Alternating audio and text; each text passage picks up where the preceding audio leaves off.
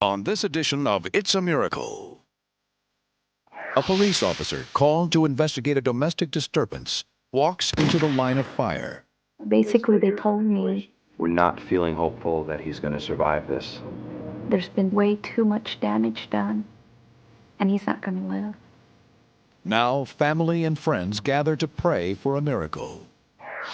And see real home video footage as 3 girls are swept away by a gigantic wave, and all of them survive. You come to the beach to have a good day. You don't come here to die.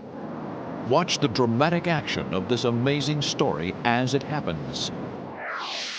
Then, and later, a family of 3 on an Australian sailing expedition are capsized.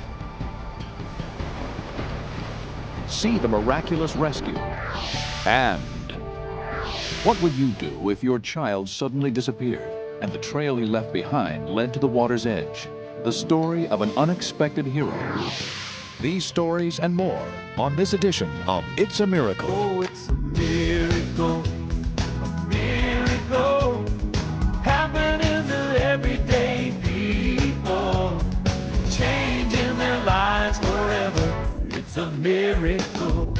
Hello, everyone, and welcome to It's a Miracle. I'm Richard Thomas. And I'm Mia Peoples. Have you ever been at a loss to explain a wondrous event that changed your life in a critical moment? Something over which you had no control, where perhaps some other force was at work. Could it have been a miracle? Well, that's just the question the people in our first story asked. For 19 years, Don Malden served as a law enforcement officer whose dedication and perceptiveness is remembered by his supervisor, Sergeant Joe Martinez.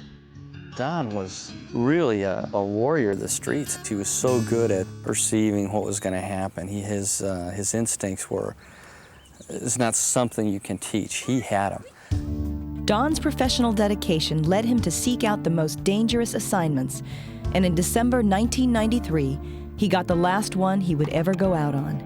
Mysteriously sensing that something terrible was about to happen, he called his wife, Maggie. Hi, hon. He was saying, we just got a call, and there's a man with a gun. I got a bad feeling about this one. He had never ever called before and said, you know, I've got a bad feeling about something. It was totally out of character for him to do that. Bye-bye. And I should have known something was going to happen, but I just thought, everything's going to be okay, you know. The 911 call was from the wife of a paroled murderer and suspected drug dealer. He had beaten her, held a gun to her head, and threatened to kill her. Later, it was learned that he had also threatened to kill any police officer who showed up at his house. Don and his partner were the first to approach the building. Sheriff's Department. They found the door unlocked. The woman who had placed the 911 call had given them consent to search, and so now they entered the premises.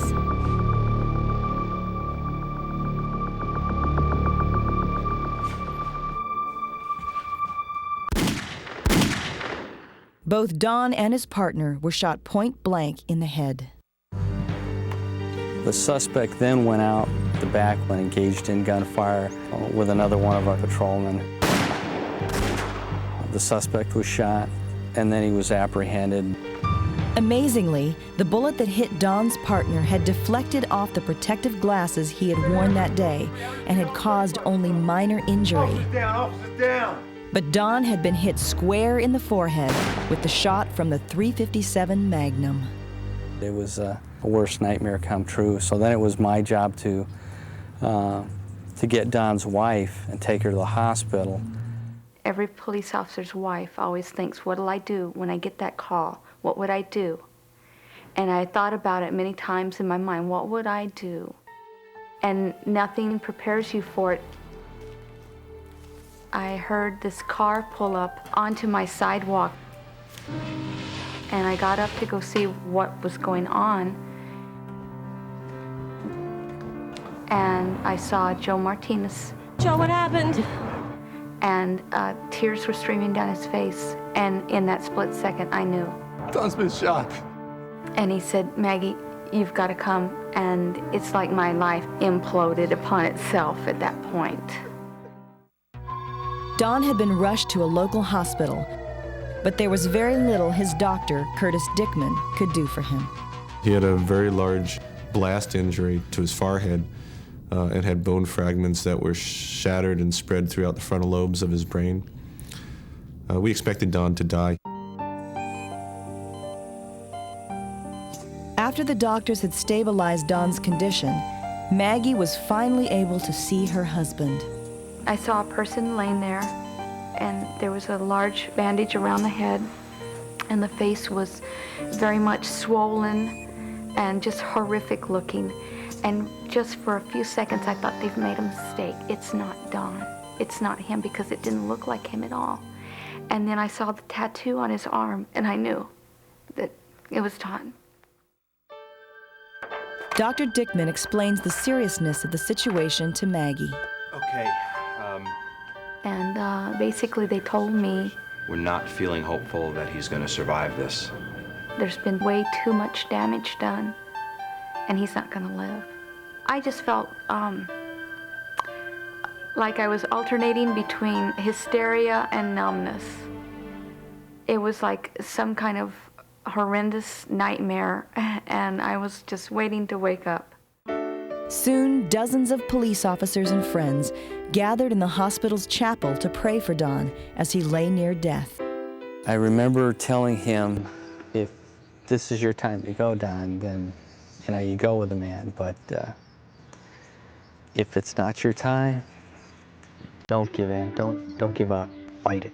Fight it with everything you have, Don. And if you will fight it, I promise you, you won't be in this by yourself. I will show up here every single day till we walk out the front doors together. But the truth was that Don was on life support, and some hard decisions had to be made. The doctor asked Maggie if she knew what Don's wishes were concerning being kept alive artificially. I remember her shaking her head no, and she began to cry, and I could see that they were putting a tremendous decision on her. And I remember saying, Doc, you know what? Don has told me if staying alive means staying on a machine, he doesn't want that. He wouldn't want to live like this. And I think the doctor did something that was really merciful. He pointed at me and he says, if he's heard that straight from Don, that's all we need to know. I'll leave you two alone. Thank you, Doctor.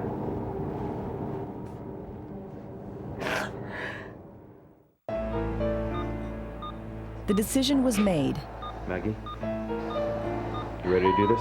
and with his wife and his best friend at his side, Don's respirator was turned off.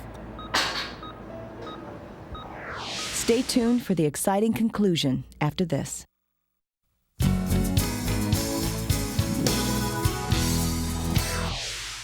December 11th, 1993, law enforcement officer Don Malden is called to investigate a domestic disturbance and suddenly becomes the victim of a point-blank shot to the head.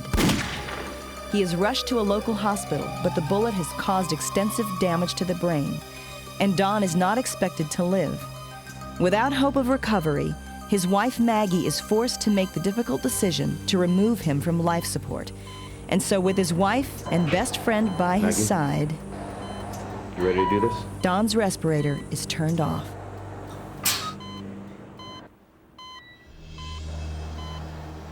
But he keeps on breathing. It was miraculous. For as much damage that had been done to his brain in that head injury, for him to just keep on breathing like that, it just sent a wave of hope through everyone. Check in one Hours time later, before I went when the home for doctors evening. were examining Don, he moved his left hand. He moved his hand. This was not supposed to happen with severe brain damage patients. With a recovery of function, we recommended that we take Don to surgery and give him the full court press.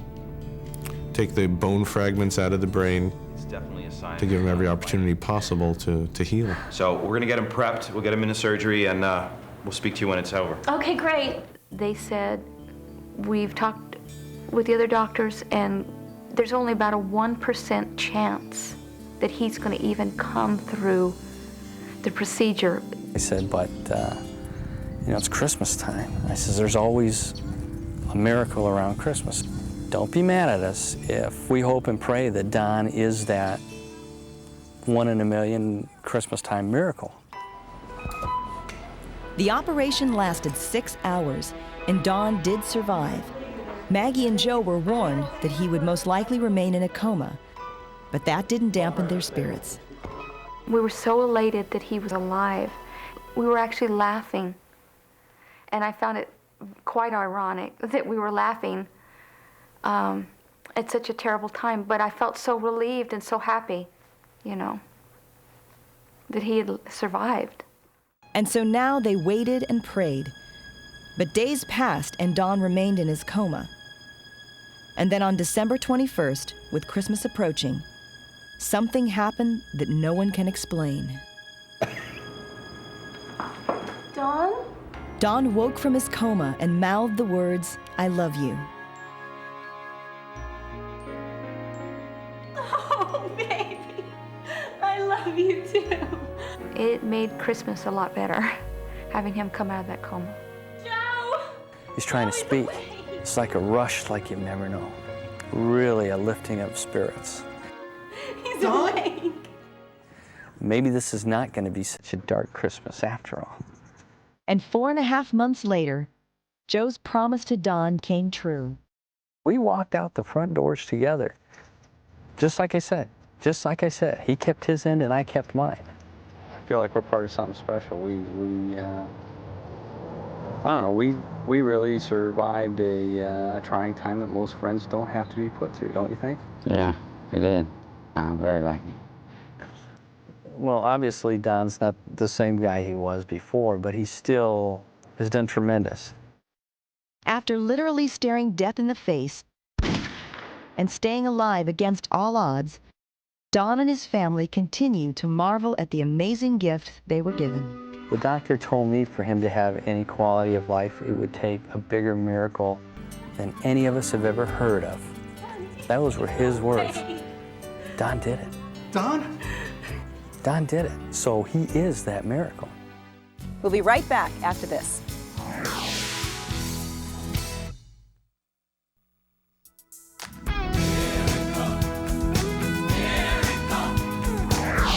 Have you ever been at a loss to explain a wondrous event that changed your life in a critical moment? Something over which you had no control, where perhaps some other force was at work? That's exactly what happened to a mother and 3 children on a trip they took to Newport Beach, California. Could it have been a miracle? You decide.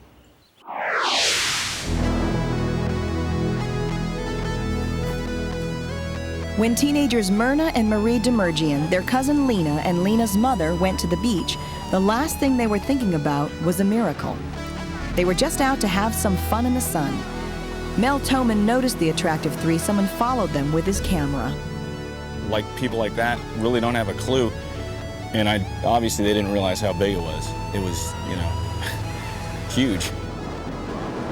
Mel has been coming down to this beach for over 20 years. He's a cameraman, and on this day, the waves were the most incredible that he had ever seen.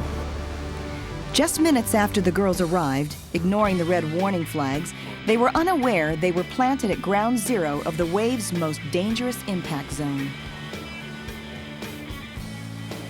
Fred Simpson, a longtime friend, joined Mel on the beach. The sets are just huge. That's right, it's hot. But check out these girls over here back. That's trouble. Surge.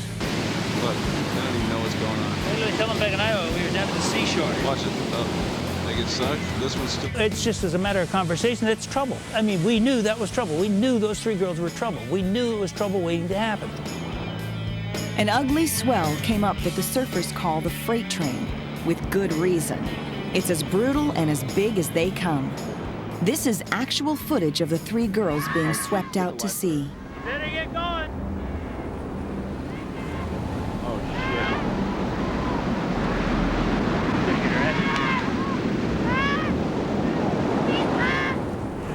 shit. As I recalled, she went into the wall and sucked under and didn't come up. Now, I thought she was dead. I seriously thought she would never be seen again alive, because the time this happened before, 2 girls died like that. died. Marie was knocked down, then the riptide grabbed her. In a matter of seconds, she was out of control and pounded by the waves' deadly surf. None of the girls knew how to swim. Lena tried desperately to reach her cousins. Myrna, too, became a victim, pummeled by the waves. It's like one of those things where you're just going, is this really happening? And then hearing the screaming from, I guess, their mom or whatever, and Fred was, saying, get the lifeguard. Body surfer J.T. Nickerson heard Mel's screams and was able to bring Myrna on shore before another set hit. Newport Beach lifeguards immediately moved in with first aid. It was like triage almost. I mean, it was just crazy. Because usually you're only dealing with one person, maybe two. And then this, so I have a handful, and they're all really bad, and the surf's really big, and it's just going to be a tough time. There were still 2 girls in the pounding surf. Marie was still struggling, but Lena was knocked unconscious by the force of the waves. I didn't think she'd ever come up, and I didn't even think I could go down and get her. I didn't even consider trying to rescue that one because I knew she'd be found in shallow water in probably about 5 minutes. However, the second one ran in, I watched her, and she popped up the backside, and she started drifting out into the break line, in no man's land. So I went after the one I could see. Lifeguard Jeff Harvey called for a rescue boat and more backup because the situation was now at a critical stage. Our boats just happened to be coming out of the harbor, which is the luckiest thing in the world. Coming out early because there's big surf, they responded very quickly. If another set came in and caught her, she might have drowned.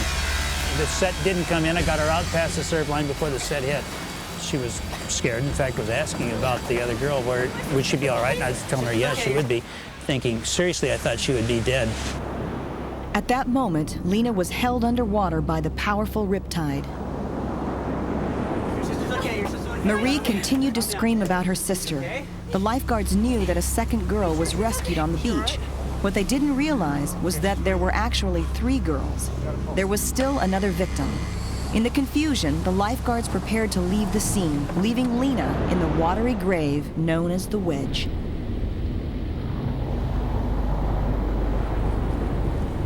I think they were about to leave, but that one girl was still somewhere. 5320 to Sea-Watch, you're going to need to stand by this location. We still have 1 victim unaccounted for in the water. There's one more down. Oh my God, that's my sister! There!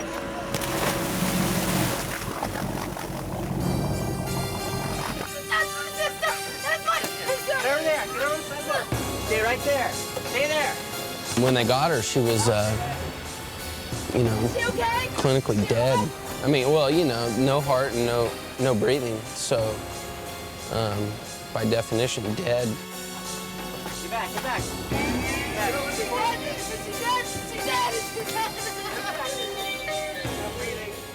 As the lifeguards on board the rescue boat tried to revive Lena, back on the beach, their mother is hysterical watching the events unfold. Had the Wedge crew, people really experienced watermen, just really in a high state of anxiety. And I started helping JT bring in the other girl. As we were treating her, that's when we had the secondary victim, and the mother had the heart attack. She apparently just lost it. Watching her daughters go down, I had monitored her vitals and just tried to stabilize her because she was having a heart problem. Her pulse was really rapid and weak and basically in shock. You come to the beach to have a good day. You don't come here to die. With the mother stabilized on the beach, back on the boat, they continued to work on Lena. Is she okay? They resuscitated her going around the jetty. I guess she was breathing by the time she got over here, but she was, I don't know what her religion is, but she ought to start thanking people. Fred and Mel both agree that these amazing circumstances were something more than luck. Too many good things happened this miraculous day in Newport Beach. The mother and all 3 girls are alive and doing just fine today. They claim that what happened at the wedge was more than just coincidence. It was definitely a miracle. We'll be right back. It's a miracle. We return now to one of the first stories presented on It's a Miracle. It represents the very essence of what this series is about, and it touched many of our viewers because it's the kind of miracle that can happen to any of us if we're willing to open our hearts. It's about the power of love and how it can triumph over impossible odds, and it starts with a tragic and shocking discovery. For Dee Dee, Isla, and Dale Pauly, the dramatic turnaround of Dee Dee's life is nothing short of a miracle. The miracle for me here is that someone who could have ended up on such a bad place, the ghetto, and maybe being in drugs and gangs and stuff, it could end up the way I am, graduating 2 years early, with great parents like mine. I just love him so much, and I'm so proud of him, and I'm proud of everything that the kids have accomplished here. All the kids, but especially our son. Miracles can happen when people believe, whether the miracle be from something spiritual or from within yourself. And Dee Dee may himself may have generated the miracle by defying all the odds. As a result of our earlier broadcast of this story, Dee Dee Pauly came to the attention of Lucent Technologies. They presented Dee Dee with a $2,500 scholarship and a pledge to keep helping him with his education as long as he maintains good grades. Dee Dee is currently a freshman at Valley College in Van Nuys, California, and we have no doubt that he will be a great success. Stay with us for more true stories on It's a Miracle.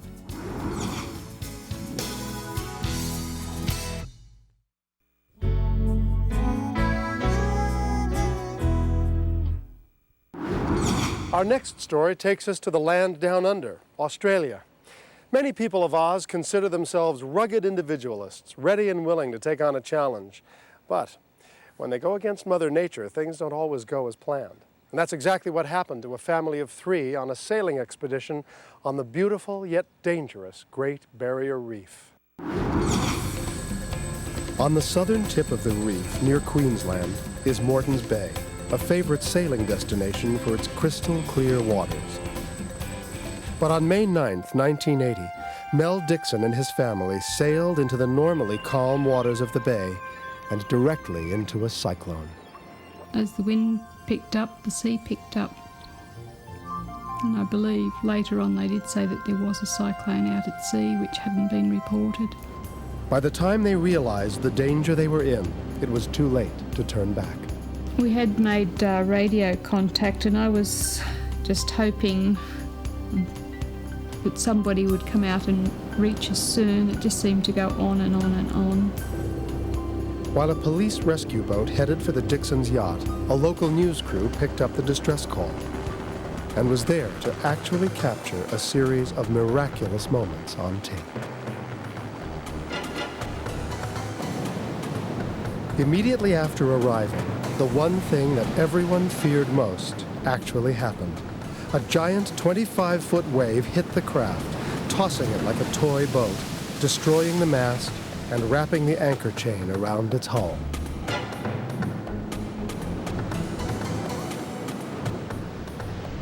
Here was the first miracle.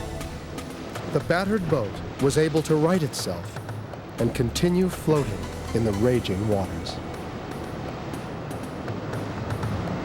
Mel Dixon was actually thrown overboard during the 360-degree turn, and it was then that a second miracle occurred. The thin rope that fastened him to the ship held, and he was able to pull himself back on board to join his family. I now had concern for me because I was pregnant at the time. While they braced themselves for the next wave, the Coast Guard finally arrived, but couldn't reach the Dixon's yacht. Their small boat was trapped in a trough between another set of killer waves.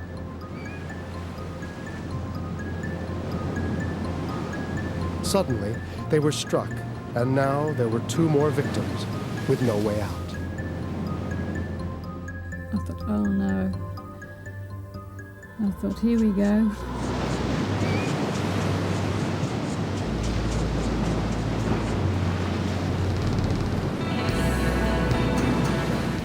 Luckily, the Dixon's yacht was able to ride the waves to calmer waters. But for volunteer Coast Guard rescuers, Colin Ward and Vern Bunter, the drama was just beginning.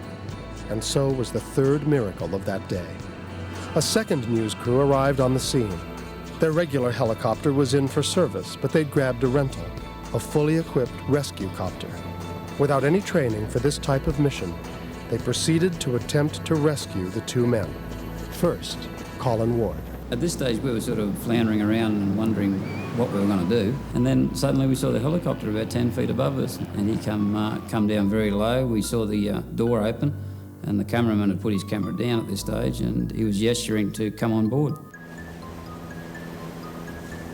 The second rescue would be more difficult. With the boat bobbing wildly in the water, the helicopter pilot risks a close pass, and Vern Bunter jumps onto the skid, literally hanging on for his life, and finally climbing to safety.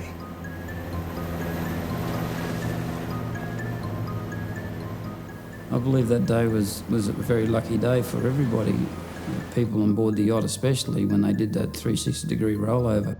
They were extremely lucky. Was it luck or a miracle that the boat continued to float under these incredible conditions? And that those on board suffered only minor injuries? Lee had a little bruise on her hip. I had just a cut above my eye with a couple of stitches, and I checked the baby out, and the baby was still kicking and fine. Mel Dixon's injuries were remarkably minor. He had only a few cuts, the largest on his ankle requiring just 6 stitches. There was also a rope burn around his neck, a reminder of the second miracle that day, when a safety harness withstood a force that even a ship's mast could not endure. This was the safety harness that I was wearing on that day, and as you can see, she's almost severed through here. I don't think if I'd have gone back in the water another time that she would have held me. And finally, was it a miracle or just coincidence that a news crew found themselves in a rented rescue helicopter that day? For the Dixons and everyone else who lived through that terrifying experience, the answer is clear. It was a miracle. Coming up on It's a Miracle. What would you do if your child suddenly disappeared and the trail he left behind led to the water's edge? The story of an unexpected hero when It's a Miracle returns.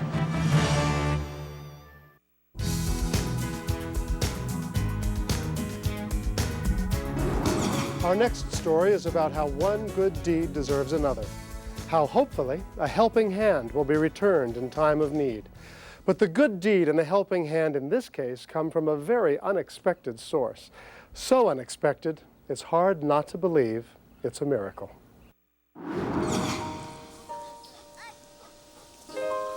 In Pontotoc, Mississippi, Jeff and Deanne Stafford, their 3-year-old son Nolan, and dog AC often spend their time enjoying the pristine beauty of a lake near their home. AC and Nolan have become inseparable. In fact, the dog's bond with Nolan brought about a miracle that changed these people's lives. AC, a Chesapeake Bay retriever, came into Jeff Stafford's life in 1994. Jeff adopted the horribly abused dog when it had been left at a veterinarian to be put to sleep. The dog was in serious condition. Jeff immediately noticed the animal was suffering the effects of the overuse of an electric shock collar. When I got him, all his eyes were dilated and they were just red. You can see now the color's back, but his eyes were dilated and like he's been shot for several months. And he was real skittish. I couldn't do this right here by no way. He was definitely on death row. He had 2 days left. They were gonna put him to sleep on a Tuesday. I picked him up on a Sunday afternoon. Jeff named the dog AC. Slowly, Jeff nursed the devastated animal back to health. In 1994, Jeff married Deanne, and soon, the couple had a son, Nolan. Nolan is a lot like his father. He was always smiling. He was just a happy child. But then, a terrifying incident would jeopardize young Nolan's life.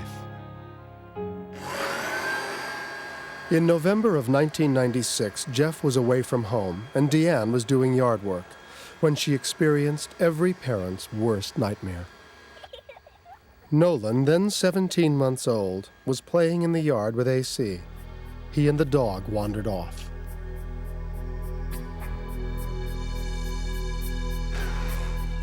I just turned around and I did not see him. Nolan? Nolan!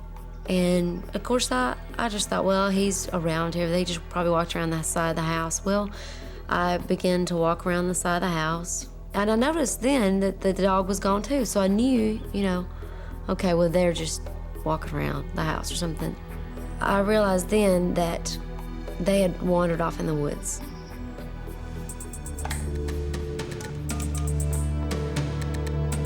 Hello, my name is Deanne Stafford. I was just out in the yard doing some work, and my son, Nolan, was outside playing, and I don't know, we have a lot of woods around our house, and I think maybe he wandered off into the woods with a dog.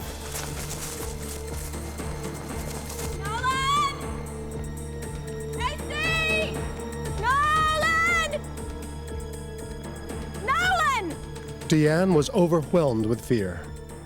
And then I thought of our lake. It was the last thing, of course, that I thought of because it's just such a distance from our house. And I had never taken him down there. He had never been there. Nolan! AC! When Deanne reached the water's edge, Nolan was nowhere to be seen. Chills ran up her spine when she spotted her son's hat laying on the pier. I remember just looking up and I just said, oh God, no, please let him be okay. Please. Deanne scanned the waters for any sign of life and experienced a moment she will never forget. Something startled me on the side of my left eye. And I looked, and about 15 feet around the pier, there's AC. And I looked down below him, and there's Nolan. Nolan's laying face down, hands up on the water, the bank, his chest down. He's still in the water. Well, I just said, oh God, no. And I ran over there and I picked him up, and he was soaking wet, and his mouth was full of black mud, and was trying to breathe but having a difficult time doing it.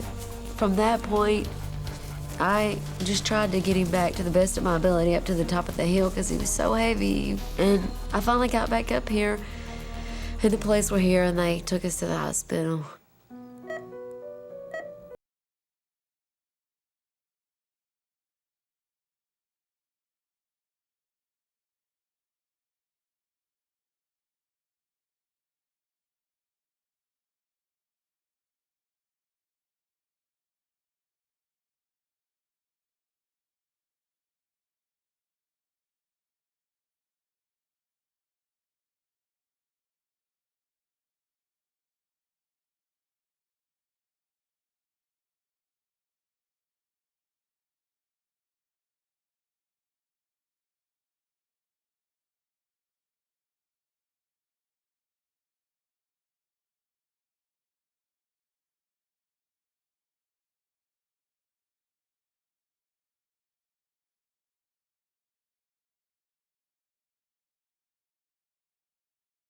What we really feel like happened was Nolan fell off the boat ramp, and AC made an attempt to grab him by grabbing the hat, realizing that he did not get the child, and then went back in.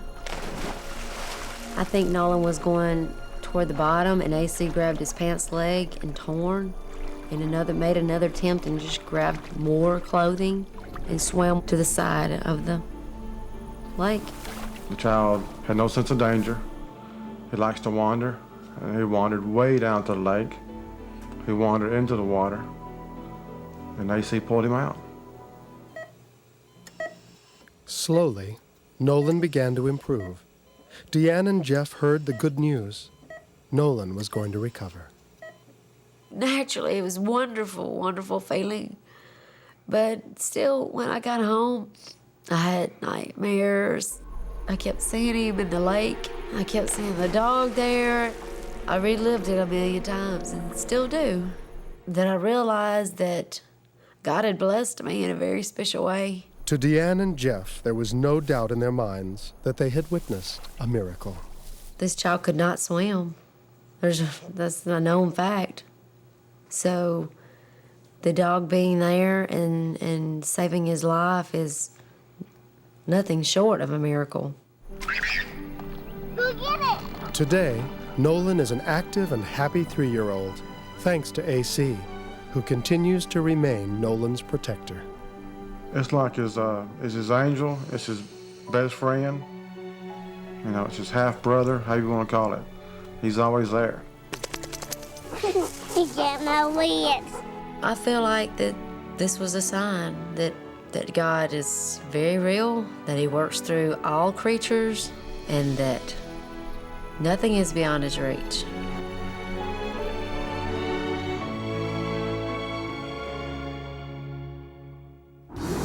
Stay with us for more amazing stories on It's a Miracle.